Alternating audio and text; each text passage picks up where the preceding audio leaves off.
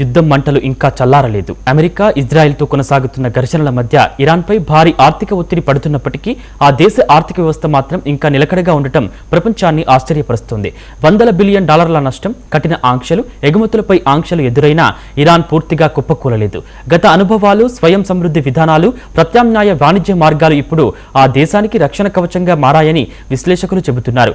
అసలు ఇరాన్ను కాపాడుతున్న రెసిడెన్స్డ్ ఎకనామీ రహస్యమేంటి? 100 రోజుల యుద్ధం తర్వాత కూడా ఇరాన్ ఎలా నిలబడగలిగింది? ఆంక్షలు, దాడులు, ఆర్థిక నష్టాల మధ్య చమురు ఆదాయం ఇంకా ఎలా కొనసాగుతోంది?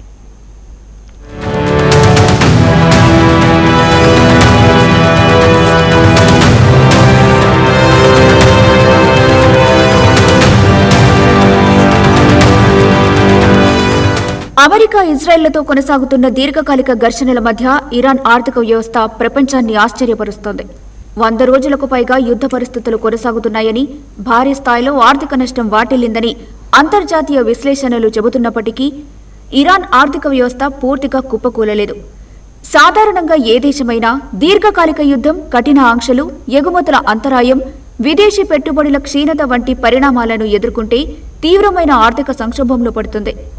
కానీ ఇరాన్ మాత్రం ఎన్నో ఇబ్బందుల మధ్య కూడా నిలబడగలిగింది. దీనికి కారణం ఒక్క రోజులో ఏర్పడిన వ్యవస్థ కాదు.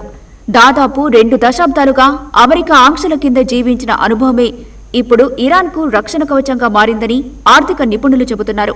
ఇరాన్పై అమెరికా విధించిన ఆంక్షలు కొత్తవి కావు. అణు కార్యక్రమం, ప్రాంతీయ రాజకీయాలు, భద్రతా అంశాల కారణంగా ఎన్నో ఏళ్లుగా ఆ దేశం ఆర్థిక ఒత్తిడిని ఎదుర్కొంటోంది.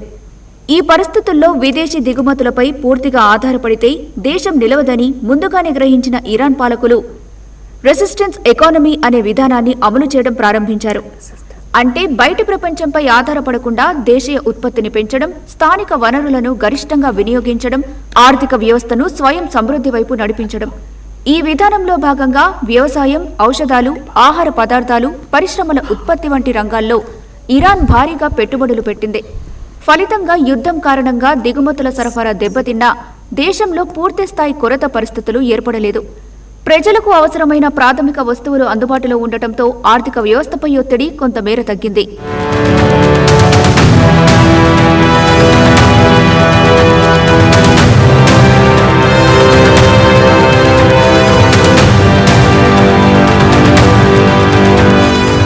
ఇరాన్ను నిలబెట్టిన మరో ప్రధాన అంశం ప్రత్యామ్నాయ వాణిజ్య మార్గాలు. ప్రపంచ చమురు రవాణాలు అత్యంత కీలకమైన హర్ముజ్ జలసంధి ప్రాంతంలో ఉద్రిక్తతలు పెరిగినప్పటికీ ఇరాన్ పూర్తిగా సముద్ర మార్గాలపై ఆధారపడలేదు. పాకిస్తాన్, ఆఫ్ఘనిస్తాన్, మధ్య ఆసియా దేశాల ద్వారా భూభాగ వాణిజ్య మార్గాలను అభివృద్ధి చేసింది. రైలు, రోడ్డు రవాణా ద్వారా సరుకుల రాకపోకలు కొనసాగించగలిగింది. దీంతో సముద్ర మార్గాల్లో అంతరాయం వచ్చినా ఆర్థిక వ్యవస్థ పూర్తిగా స్తంభించలేదు. ఆయిల్ ఎగుమతులు ఇరాన్ ఆర్థిక వ్యవస్థకు వెన్నుముక లాంటివి. అమెరికా ఆంక్షల కారణంగా అధికారికంగా చమురు విక్రయాలు పరిమితమైనప్పటికీ ఇరాన్ ఎన్నో ప్రత్యామ్నాయ మార్గాలను అభివృద్ధి చేసుకుంది. షెల్ కంపెనీలు, మధ్యవర్తి వ్యాపార సంస్థలు, షాడో ఫ్లీట్గా పిలిచే ప్రత్యేక నౌకల ద్వారా ప్రపంచ మార్కెట్లకు చమురు చేరుస్తున్నట్లు పలు అంతర్జాతీయ నివేదికలు పేర్కొంటున్నాయి. ఈ వ్యవస్థ వల్ల చమురు ఆదాయం పూర్తిగా ఆగిపోలేదు.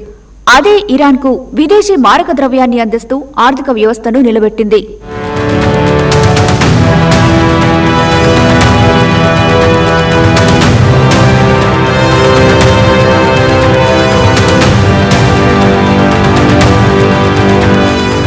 యుద్ధం కారణంగా పరిశ్రమలు, మౌలిక సదుపాయాలు, రవాణా వ్యవస్థలకు భారీ నష్టం జరిగినప్పటికీ ఇరాన్ ఇప్పటికే ఆంక్షల జీవన విధానానికి అలవాటు పడిపోయింది. అంతర్జాతీయ బ్యాంకింగ్ వ్యవస్థలో పరిమితులు ఉన్నప్పటికీ ప్రత్యామ్నాయ చెల్లింపు విధానాలు, స్థానిక కరెన్సీ వాణిజ్యం, మిత్రదేశాలతో ప్రత్యేక ఒప్పందాలు వంటి మార్గాలను ఉపయోగిస్తోంది. ముఖ్యంగా చైనా, రష్యా వంటి దేశాలతో ఉన్న సంబంధాలు కూడా ఇరాన్కు కొంత ఆర్థిక ఊరటనిచ్చాయి. అయితే ఇరాన్ పరిస్థితి పూర్తిగా బాగుందని చెప్పడం కూడా సరైంది కాదు. ద్రవ్యోల్బణం, నిరుద్యోగం, కరెన్సీ విలువ పడిపోవడం, ప్రజల కొనుగోలు శక్తి తగ్గడం వంటి సమస్యలు ఇంకా తీవ్రంగానే ఉన్నాయి. యుద్ధం కొనసాగుతున్న కొద్దీ ఈ ఒత్తిడి మరింత పెరిగే అవకాశముంది. విదేశీ పెట్టుబడులు దాదాపు నిలిచిపోయాయి. పలు రంగాల్లో ఉత్పత్తి వ్యయాలు పెరిగాయి. ప్రభుత్వంపై ఆర్థిక భారం కూడా గణనీయంగా పెరిగింది. అయినప్పటికీ 100 రోజుల యుద్ధం, $100 బిలియన్ల నష్టం మధ్య కూడా ఇరాన్ పూర్తిగా కూలిపోకపోవడం ప్రపంచ ఆర్థిక వర్గాలను ఆశ్చర్యపరుస్తోంది.